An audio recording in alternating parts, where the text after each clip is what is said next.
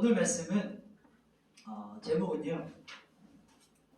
오늘 말씀의 제목은 오호라 속사람과 사망의 몸에 치열한 전투 현장에 대해 주제로 제목으로 말씀을 좀 나눌 거예요. 조금 복잡하죠, 말이. 제목도 복잡한데 실제 오늘 이 7장 말씀은 거듭난 성도들이 겪게 되어지는 아주 치열한 내 속에서 일어나는 전쟁이에요.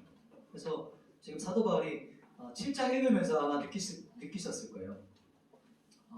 사도 바울이 자기 내면 안에서 막 힘들게 토로하다가 또 갑자기 또 감사하다가 갑자기 막 절망하다가 막 이렇게 갈팡질팡하면서 또 마지막에 또 감사하리로다 이렇게 해서 끝이 나는 참 기묘한 부분이 오늘 이 7장 말씀이에요. 그래서 오늘 말씀은 지난주에도 한번 우리 연합예배 때도 제가 말씀했던 것 같아요. 조금 어려울 수 있지만 신앙생활 한 사람이 자기 자신의 삶의 여정을 돌아보면 뭔가 내가 느꼈던 게 이 안에 담겨 있다는 것을 아마 많이 느끼게 될 거예요. 오늘 말씀을 함께 바로 나눠볼게요. 이제 치열한 신앙생활에 대한 이야기인데 첫 번째는 이제 옛 남편 죄에서 죽음으로 자유케 된다는 부분입니다. 오늘은 두 주를 확 주어가지고 나누는 거라서 핵심만 딱 포인트만 짚을 거니까 집중을 해서 한번 갔으면 좋겠어요. 3절로 바로 가볼게요. 오늘 말씀에 7장 3절입니다. 로마서 7장 3절 같이 한번 읽어볼까요? 시작. 그러므로 만일 그 남편 생전에 다른 남자에게 가면 음녀라. 그러나 만일 남편이 죽으면 그 법에서 자유롭게 되나니 다른 남자에게 갈지라도 음녀가 되지 아니하느니라. 아멘. 사도 바울이 지금 거듭난 것을 어떤 관계로 비유하고 있죠? 오늘 보면 부부관계로 비유해요. 부부관계. 이 땅에 있는 거의 모든 관계들, 그리고 이 땅에 있는 것들은 모든 관계들은 하나님께서 하나님과 우리와의 관계를 알려주시려고 이 땅에 마련한 관계들이에요. 이런 걸 상상해 보세요. 그러니까 우리가 지금 갖고 있는, 지금 여러분이 맺고 있는 관계들은 모형이고 그림자라고 생각하면 돼요. 하나님과 맺고 있는 관계. 오늘이 특별히 무슨 주일이죠? 어버이 주일이거든요. 생각해보세요. 부모님과 자식 관계라고 생각해보세요. 사람은 이기적이잖아요. 그죠? 누구나 그렇거든요. 그런데 그렇게 이기적인 사람이 자기 자식을 어떻게 해요? 정말 사랑해요. 이게 정말 놀라운 일이거든요. 근데 자기가 낳았다는 그 하나만으로도 이 자기 자식을 위해서 자신을 막 버리고 내려놓기까지 해요. 그 자식을 사랑하는 그 마음을 누가 그 안에 심어두셨을까요? 그거 한번 생각해 보셨어요? 자식이 생기면 막 불같이 일어나거든요. 사랑하는 마음이. 여러분의 부모님 생각해 보세요. 부모님이 왜 여러분을 사랑하시죠? 왜 여러분의 인생 전체를 서포트하시고 헌신하시잖아요. 그 도대체 어디서 온 걸까요? 훈련을 하셨을까요? 우리 안에 하나님께서 심어놓으신 DNA예요. 자식을 향한 사랑. 그러면 그것이 누구에게 있는 사랑일까요? 그렇죠. 하나님이 우리를 향한 사랑이에요. 하나님이 우리를 바라보실 때 우리 그 장로님 아시겠네요. 자녀들을 그냥 아기 때 어릴 때도 마찬가지죠. 보면 너무 막 사랑스럽고 행복하잖아요. 볼 때마다 너무 감사하고. 하나님께서 우리를 보실 때 어떨까요? 하나님께서 여러분을 보실 때 어떤 마음을 느낄 것 같아요? 좀 이런 느낌일까요? 그렇지 않겠죠. 그냥 보기만 해도 너무 행복하신 거예요. 그게 스파냐 말씀이거든요. 우리를 보는데 막 기쁨을 이기지 못해가지고 막 기쁨에 압도되는 모습이 바로 하나님의 모습이에요. 그게 부모 자식과의 관계거든요. 그러면 오늘은 보면 오늘은 이제 부부 관계를 말해요. 이 부부 관계는 왜 있는 걸까요? 이것도 마찬가지거든요. 부부 관계, 우리로 본다면 연인이죠. 우리 애인 관계, 사랑하는 관계라면 그 연인이 있는 이유가 뭘까요? 도대체 그런 관계들이 왜 생기는 걸까요? 너도 좀 좋은 남자 만나고 너도 좋은 여자 만나서 로맨스 이런 거 있잖아요. 그런 느낌, 이렇게 막 그런 느낌 가지는 게 목적일까요? 그것도 하나 이유가 있겠죠. 하나님 우리가 그런 이성관계와 기쁨을 나누게 하시거든요. 근데 그것이 종착점이 아니고 그것은 모형이에요. 그림자예요. 누구와의 관계를 알려주고 싶으신 걸까요? 그렇죠. 예수님이 나의 신랑 되신 걸 알려주고 싶으신 거예요. 예수님이 나의 애인이신 거예요. 남자들은 조금 어색할 수 있어요. 남자인데 내가 신부다 이런 개념이거든요. 예수님이 나의 사랑하는 관계, 뜨겁게 사랑하는 내 애인, 연인. 그게 바로 예수님께서 우리에게 말씀하고자 하는 그런 관계예요. 오늘은 보시면 부부관계를 한번 생각해 보세요. 지금 앞부분이 7장 1절부터 쭉 넘어가는 부분이 어떤 거냐면 부부관계에 대한 얘기를 하거든요. 근데 부부관계는 남편이 어떻게 됐어요? 죽었어요. 남편이 죽었어요. 그러면 아내가 어떻게 돼요? 가부가 맞죠. 가부인데 좋은 표현이었어요. 가부가 되는데 자유롭게 되는 거예요. 그죠? 죽고 나면 다른 남자와 결혼하더라도 전혀 문제가 되지 않아요. 그건 음녀가 아니에요. 그죠? 그거에 대한 이야기예요. 그런데 우리의 옛 남편이 누구였을까요? 우리의 옛 남편은 죄라고 해요. 율법이라고 하는 거죠. 우리가 원래는 그러니까 우리 신랑이 죄였어요. 율법이었어요. 그런데 죄라는 것이 죽게 되었어요. 율법이 죽었어요. 이제는 내 남편이 옛 남편이 아니고 새 남편을 얻었어요. 새 남편이 누굴까요? 예수님이신 거예요. 예수님이 나의 새 남편이 되었어요. 예수님은 율법과 같이 막 정죄하거나 막 다그치거나 그런 분이 아니고 우리를 이해하시고 안으시고 죽기까지 사랑하시는 새 남편. 너무나도 아름답고 너무나도 거룩하신 분이 우리의 새 남편이 되었어요. 더 이상 옛 남편의 죄의 영향에 있지 않고 내가 어디 영향력이 있어요? 이제 예수님의 영향력, 예수님의 영향력에 있게 되었어요. 이 말이 뭐냐면 그것이 바로 오늘 6절에 쭉 넘어갈게요. 6절 말씀이거든요. 6절 한번 또 읽어보겠습니다. 6절 시작. 이제는 우리가 얽매였던 것에 대하여 죽었으므로 율법에서 벗어났으니 이러므로 우리가 영의 새로운 것으로 섬길 것이요 율법 조문에 묻은 것으로 아니할지니라. 아멘. 여기 보면 율법에 대해서 죽었대요. 율법에 대해서 죽었어.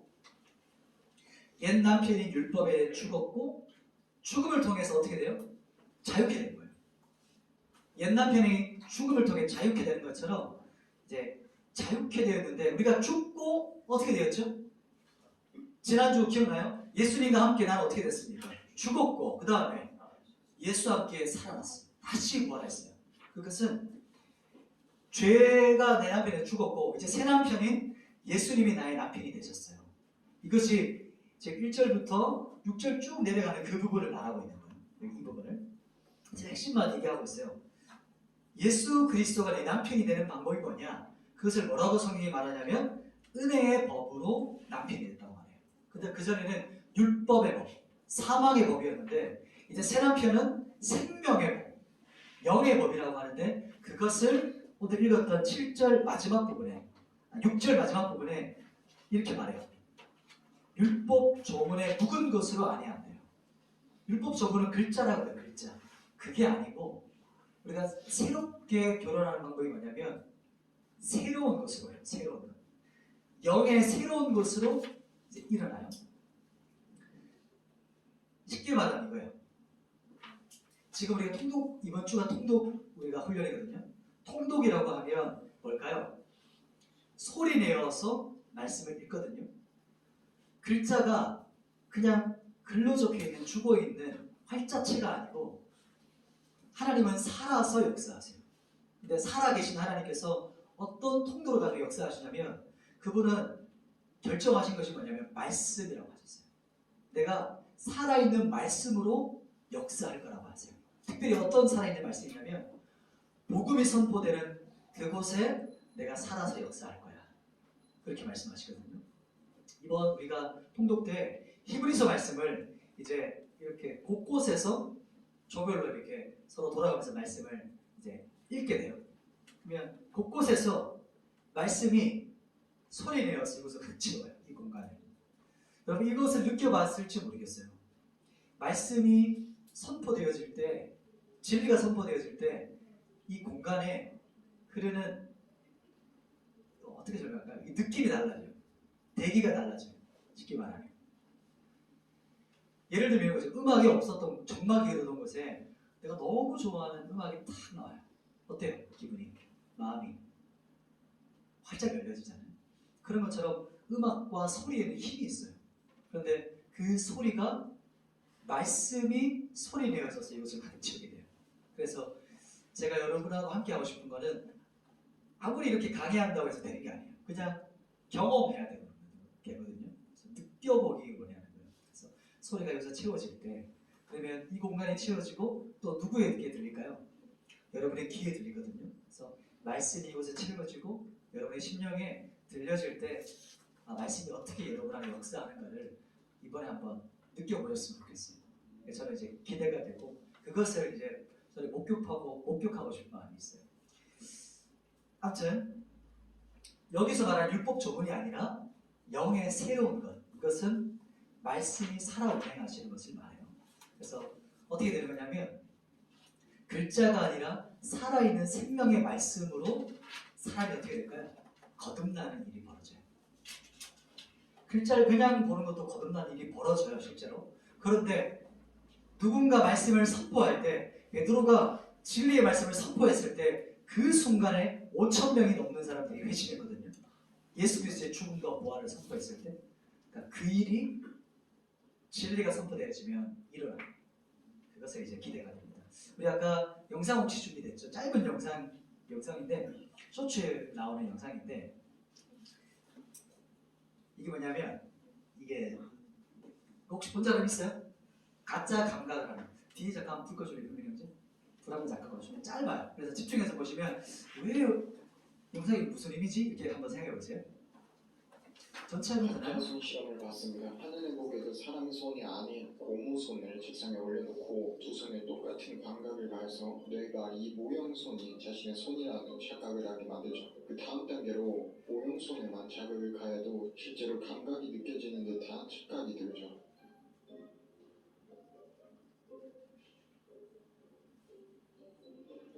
이렇게 연결이 끝난 다음에 망치로 내려치면은 이런 반응이 나옵니다. 누가 놀랐어요 벌써? 가짜 손 실험을 봤습니다. 하늘은 네, 여기까지입니다.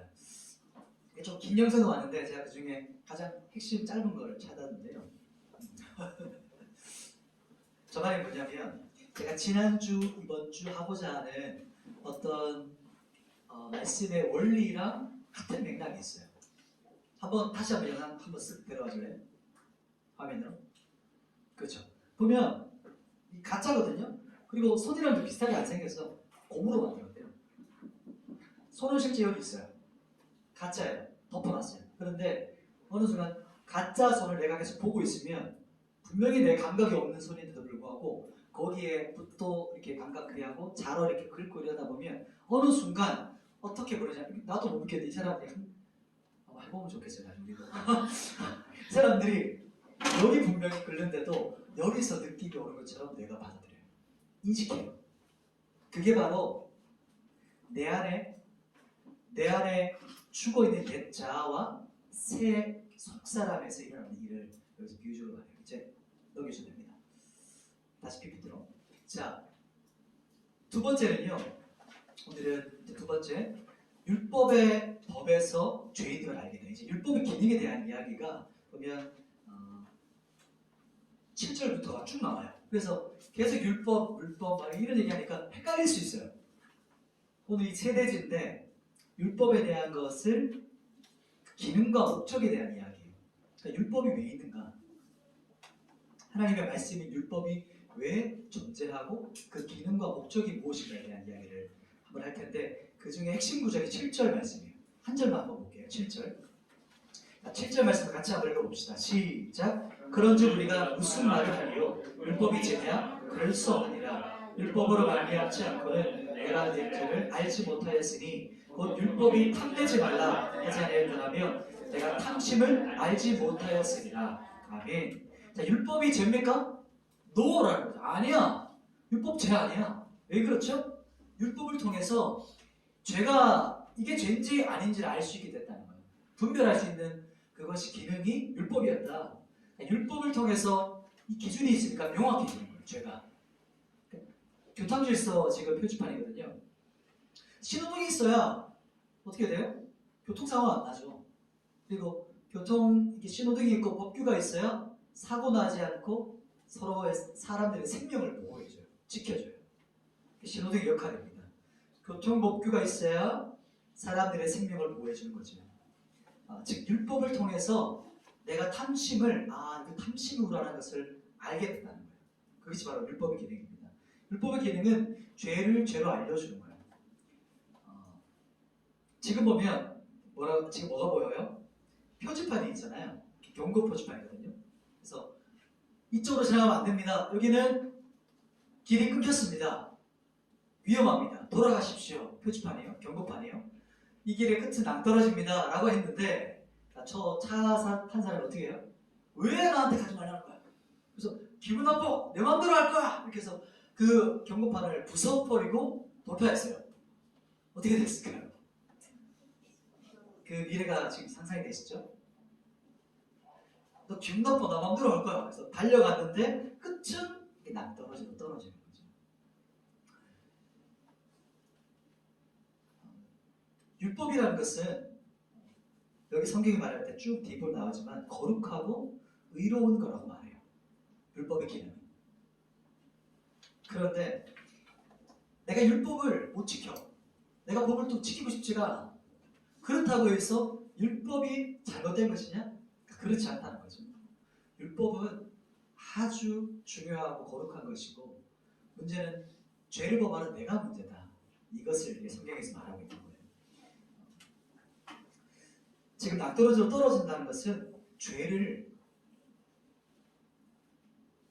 법을 어기는 죄를 짓는 내가 잘못이지 나를 정죄하고 그 죄를 명확하게 말하고 있는 그 율법이 잘못된 것이 아니다 라는 것이 바로 7절부터 쭉 이제 단락이 나오는 14절까지 말씀입니다. 그것이 바로 율법에 대한 기능, 율법의 목적에 대한 이야기를 우리에게 반복해서 말씀해주고 있는 거예요. 그럼 율법이 얼마나 소중해요, 그죠? 율법 너무 중요하죠, 그죠? 그런데 문제가 뭐냐? 율법이 이렇게 중요한 거 알겠어요. 근데 문제가 있어요. 뭐냐면 율법이 하지 못하는 게 있어요. 율법이 할 수 없는 일이 뭘까요? 그 이야기가 오늘 마지막 세 번째 부분이에요. 마지막 세 번째인데 이제 한개가 문제 나오거든요. 세 번째는 이제 15절 말씀부터 이제 우리가 마지막 25절까지인데 이 부분이 제일 중요한 오늘 핵심 포인트 부분, 세 번째 핵심입니다. 자, 우리 15절 말씀을 같이 한번 이 말씀 어떤 의미인가 이렇게 상고하면서 생각하면서 읽어보도록 할게요. 15절 시작. 내가 행하는 것을 내가 알지 못하노니 곧 내가 원하는 것은 행하지 아니하고 도리어 미워하는 것을 행하니라. 아멘. 율법은요 우리에게 죄를 깨닫게 하고 의롭고 바른 길로 인도한다 그랬잖아요. 교통법규처럼 우리 질서를 잡아준다고 그랬어요. 그런데 문제는 율법이 뭐였어요? 율법이 우리를 바른 길로 인도할 수 없다는 게 문제였어요. 그 길이 바른 거. 문제는 율법이 아무리 중요하고 거룩한 거라도 우리를 그 길로 이끌 힘이 없다는 거예요. 정죄는 하지만, 알려는 주지만,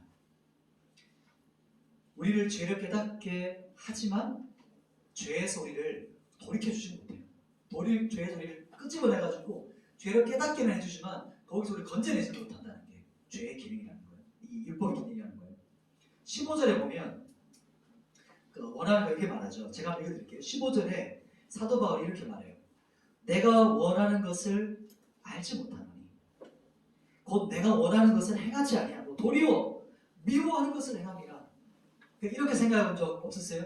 이런 생각 해봤죠. 내가 싫은데 죄가 싫은데 내가 자꾸 죄를 행하고 있어. 내가 원하는 게 이게 아닌데 어느 순간 내가 이걸 행하고 있다는 거야. 이게 잘못된 거 알아. 잘못하는 거 아는데 근데 여기서 돌이키지 못한다는 거야. 내 힘으로 안 된다는 거야. 내 힘으로 안 돼요. 내 힘으로 안 되고 의지적으로 안 돼요. 라고 고백하는 거죠. 그것이 이제 18절부터 21절까지 그 이야기를 또 하고 있어요. 지금 사도 바울 내면 안에서 일어나는 엄청난 치열한 갈등이 되는 이야기거든요. 같이 한번 또 읽어볼까요? 18절부터 21절까지 말씀을 한번 교독해서 읽어보도록 할게요. 18절에서 21절 제가 먼저 읽겠습니다. 내 속 곧 내 육신에 선한 것이 거하지 아니하는 줄을 아노니 원함은 내게 있으나 선을 행하는 것은 없노라. 내가 원하는 바 선을 행하지 아니하고 도리어 원하지 아니하는 만일 내가 원하지 않는 그것을 하면 이를 행하는 자는 내가 아니요 내 속에 거하는 죄이라. 그러므로 내가 한 법을 깨달았노니 곧 선을 행하기 원하는 나에게 악이 함께 있는 것이로다. 아멘. 조금 지금 어려운 분이 몇 분 계세요. 지금 뭐랄까 지금 잘 이해되지 않는다고 해서 포기하지 않아도 돼요. 조금만 더 따라와 보세요. 지금부터 핵심을 들어갈 거니까. 오늘 포인트 어렵지가 않아요. 내 안에서 일어난 갈등에 대한 주제예요. 그냥.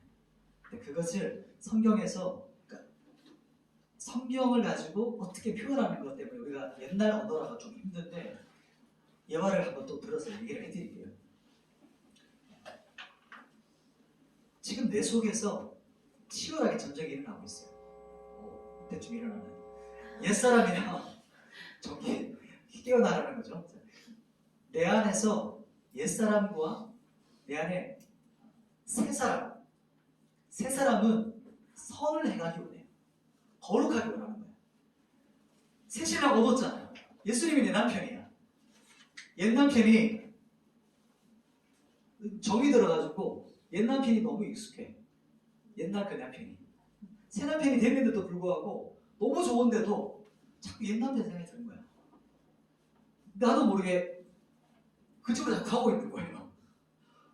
아니 지금 난 새 남편이 있어. 다시 돌이키는 거죠. 그러니까 이거에 대한 갈팡질팡에 대한 이야기거든요. 그런데 옛 남편은 죽었어요. 이미.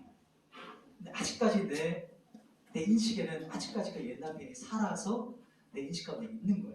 그 이야기를 하고 있어요. 그러니 나는 선을 원하고 새 남편이랑 잘 살고 싶은데 자꾸만 내가 힘든 거예요. 내 안에서. 자꾸 마음이 분열되니까. 분산되니까. 그 이야기가 또 이제 괴로워하면서 하는 말이 뭐냐면 22절과 23절이에요. 제가 한번 읽어드릴게요. 내 속사람으로는 하나님의 법을 즐거워하되 내 지체 속에서 한 다른 법이 내 마음의 법과 싸워 내 지체 속에 있는 죄의 법으로 나를 사로잡는 것을 보는도다. 보시면 점점 헷갈리고 어렵죠. 성경 보니까. 그런데 우리 안에 명확한 잣대가 있고 분명한 딱 핵심이 붙잡혀 있으면 이 성경 보면서 해석할 수가 있어요. 이해하실 수가 있어요. 내 속사람은 하나님의 법을 따르기 원해요. 근데 또 내 속사람, 또 옛사람은 죄를 따르기 원해요. 여기 끌려가거나 여기 끌려가거나. 지금 신앙생활이 이 둘 중 하나라는 거예요. 여러분 그렇지 않아요? 저만 그런가요? 이미 퍼질러진 건 아니죠. 이쪽에 끌려가면서 막 질질 끌려가고 있는 건 아니죠. 갈팡질팡하거든요. 이쪽 갔다가 이쪽 갔다가. 그것 때문에 지금 사도 바울이 이 번뇌 때문에 이제 절정에 다다랐어요. 그게 팍 폭발한 지점이 바로 오늘 가장 중요한 24절 부분이에요. 이제 사도 바울이 그 고민 때문에 폭발해요. 한번 그런 뉘앙스를 가지고 24절 말씀을 같이 한번 읽어봅시다. 24절 시작. 오라 나는 곤고한 사람이로다. 이 사람의 몸에서 누가 나를 건져내랴. 이해되세요? 아! 이거예요 지금 쉽게 말하면 이렇게 탄식하고 있는 거예요. 으아! 어떡하냐 지금. 누가 나를 건져낼 거냐. 내 사망의 몸에서 누가 나를 건져낼 수 있을까? 막 탄식하는 거거든요. 이게 이제 사도 바울이 6장, 7장을 넘으면서 그 안에 일어났던 막 고뇌, 갈등으로 인해서 클라이막스를 딱 찍고 24절에 폭발해요. 그래서 으악 하는 거예요. 쉽게 말하면. 그게 바로 24절 말씀인데 그런데 사도 바울이 정확한 지점을 찍었어요. 뭐라고 말하면 나는 곤고한 사람입니다. 이렇게 말하고 나서 그 다음 말이 뭐냐면 누가 이렇게 말해요. 누가 나를 건져낼 수 있을까? 누가? 이렇게 말하거든요. 여러분 누가 건져낼 수 있을까요? 그렇죠. 예수 그리스도예요. 누가 건져낼 수 있냐면 예수님이 우리를 건져내세요. 잘 보세요. 한번 또 생각해 보세요. 예수님이 십자가에 죽으시고 부활하셨어요. 우리도 함께 부활했어요. 살려놨어요. 그러면 그냥 가셔도 되잖아요. 슈퍼맨처럼. 우리 보통 요즘 뭐지? 시리즈 나오는 거? 엔드게임 그거죠. 무슨 시리즈? 마블 시리즈 같이 영웅들이 나타나잖아요. 구해주고 떠나잖아요. 슈퍼맨. 그렇죠. 그렇게 해도 되는데 예수님은 지금 어디 계시죠? 내 안에 계세요. 왜 우리 안에 계실까요? 굳이 왜 내 안에 계실까요? 우리를 돕기 위해서 내 안에 계신 거예요. 내가 탄식하면서 으아 소리 지르고 예수님 이제 안 되겠어요.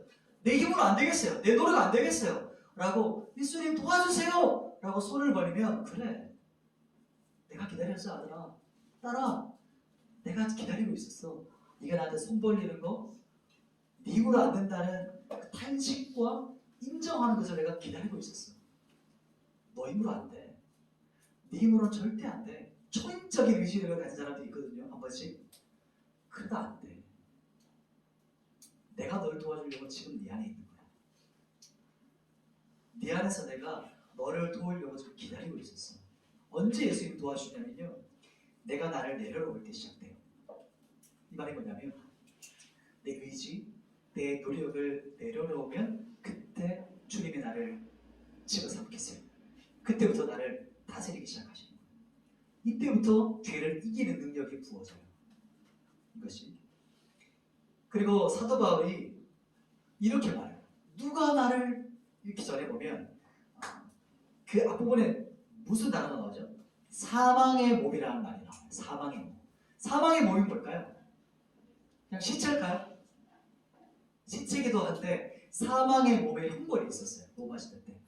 그 흉벌이 뭐냐면 우리 민경씨 몸이 안 좋으니까 진영경제랑 동영 잠깐 가지고 나와주세요. 네. 부탁드립니다. 자, 시간을 줄이기 위해서 그리고 등과 등을 맞죠? 예전에 제가 앞을 서로 마주보겠는데 그게 아니었어요. 제가 잘못했고 뭐냐면 사망의 몸은 뭐냐면 이 두 사람이잖아요. 미안해요. 우리 동영 미안해요. 이 사람은 시체예요. 지금 죽은 사람이에요. 그리고 썩어가고 있어요. 사망의 몸의 형벌을 진혁이가 이제 받았어요. 로마 형벌에서 어떻게 하냐? 밧줄로 이렇게 묶어요. 꽁꽁 머리부터 발끝까지. 그래서 어떻게 해요? 절대로 틈이 안 생기게 무조건 이게 접촉시켜요. 머리부터 발끝까지. 고맙습니다. 좋았어요. 그러면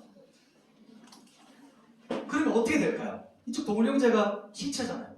썩어가고 있을 거 아니에요. 구덕이 생기고 진물이 흐르고 썩죠. 그러면 진혁이는 살아있어. 그럼 등 뒤에서 또 어떻게 일이 벌어질까요? 살아있는데 썩어가고 있어요. 이게 사망의 몸의 형벌이었어요. 산 사람을 산채로 썩여 죽이는 형벌이에요. 그게 사망의 몸이거든요. 그러니까 사도 바울이 지금 겪고 있는 그 고뇌가 느껴지죠. 나는 분명 살아있는데 내 속에서 막 내가 썩어지는 것 같은 거예요. 그것이 바로 사도 바울이 느꼈던 고뇌였어요. 사도 바울은 그만큼 우리는 좀 가볍게 생각할 수 있는데 정말 거듭난 성도가 치열하게 살려고 하면 이런 갈등이 겪어요.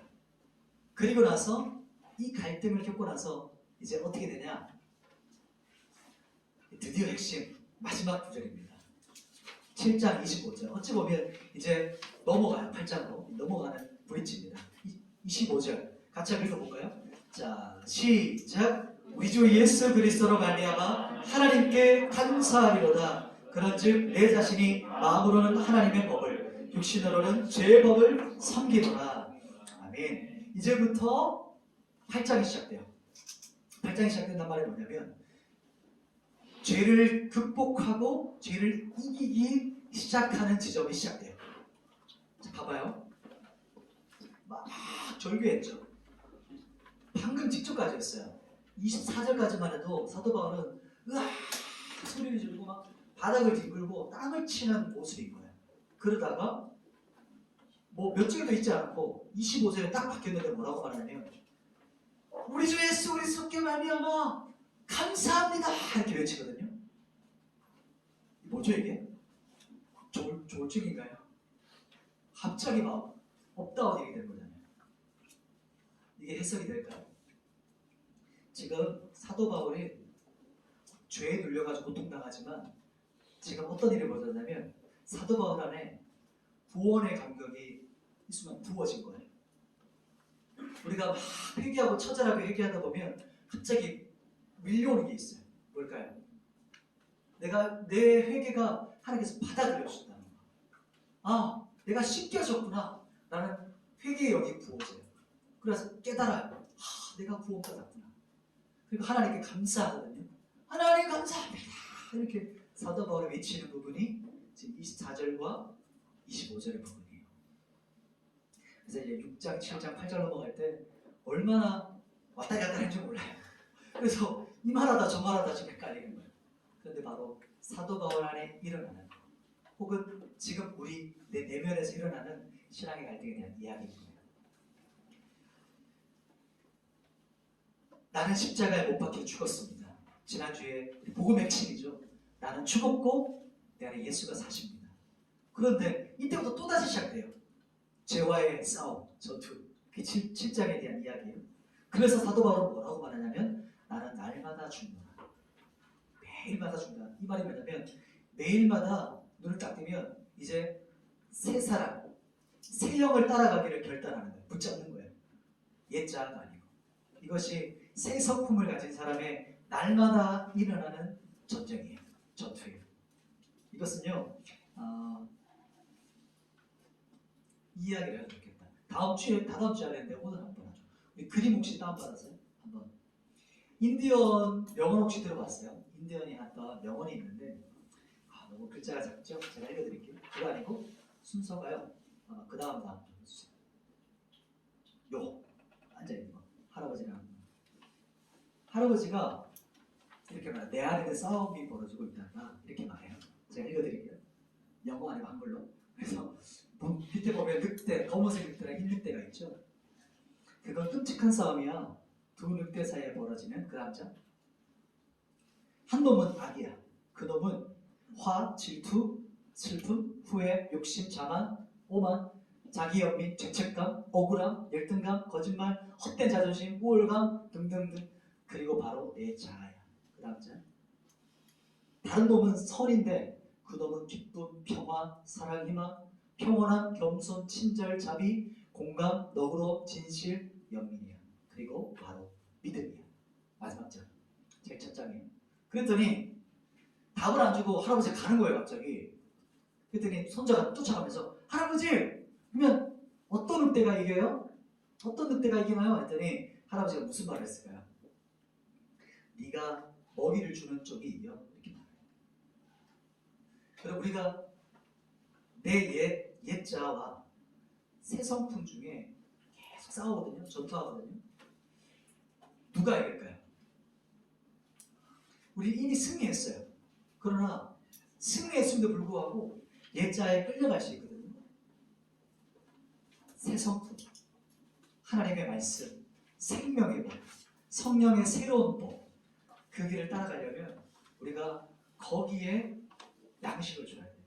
그 말이 뭘까요? 말씀을 먹어야 돼요. 말씀을 먹고 우리가 찬양 좋아하죠.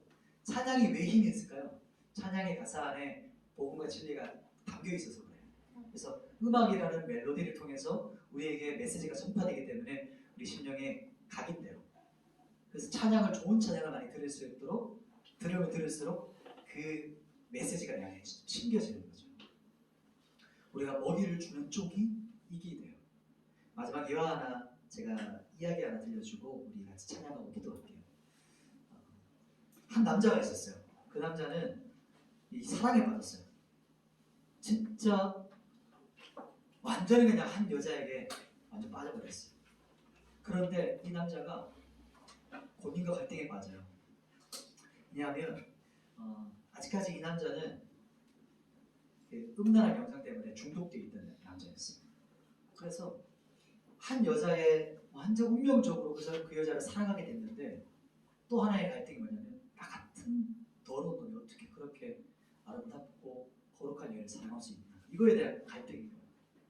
그래서 이 남자가 이제 교수님을 찾아가요. 교수님을 찾아가서 이 이야기를 나눠요.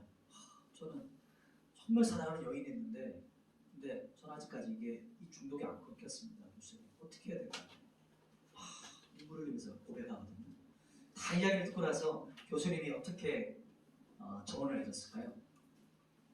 어떻게 말해줬냐면 젊은이, 자네 그 여인 진짜 사랑하는가? 그럼요. 정말 저는 너무 제 목숨처럼 사랑한다 이렇게 말을 하거든요. 그랬더니 뭐라고 하냐면 그럼 내가 한 가지 얘기해 줄게. 한 달 동안 자네가 그 여인을 사랑할 수 있는 온 열정을 가지고 한번 사랑해.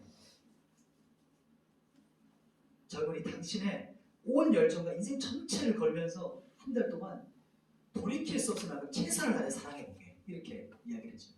그거 할 수 있겠나? 그거야 당연히 할 수 있죠, 교수님. 여기 그 여자 사랑하는 거 저는 너무나도 잘할 수 있죠. 그래서 이 남자가 정말 한 달 동안 온갖 방법을 다 동원해요. 편지 쓰기부터 시작해서 오만 것을 가지고 무조건 그 여인을 사랑하는 것에 몰두되어서 쏟아요. 그 여인을 사랑하는 것을.